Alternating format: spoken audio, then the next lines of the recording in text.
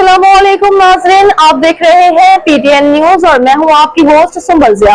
शामिल करते हैं आज की अहम खबरें। पंजाब में ट्रैफिक मैनेजमेंट में नई पेशरफ्त, ड्रोन निगरानी का आगाज। पंजाब में ट्रैफिक मैनेजमेंट को जदीद खतूत पर इस्तेमाल करने के लिए एक अहम पेशरफ्त सामने आई है।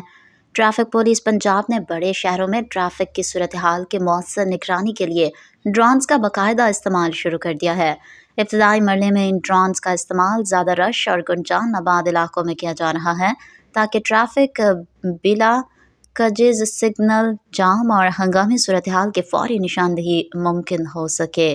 तर्जुमान ट्रैफिक पुलिस के मुताबिक लाहौर, गुजरांवाला, फैसलाबाद, रावलपिंडी और मुल्तान ड्रोन्स के जरिए ट्रैफिक मॉनिटरिंग का अमल जारी है।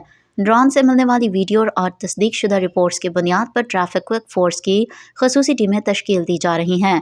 ये टीमें ड्रोन की निशानदही पर फौरी हरकत में आएंगी और मौके पर पहुंचकर ट्रैफिक की रवानी को बहाल करने के लिए इक़दामात करेंगी। DIG ट्रैफिक पंजाब वकास नज़ीर का कहना है कि ड्रोन टेक्नोलॉजी ट्रैफिक कवानीन के नफाज और ट्रैफिक कंट्रोल के लिए एक अहम संग मील साबित होगी।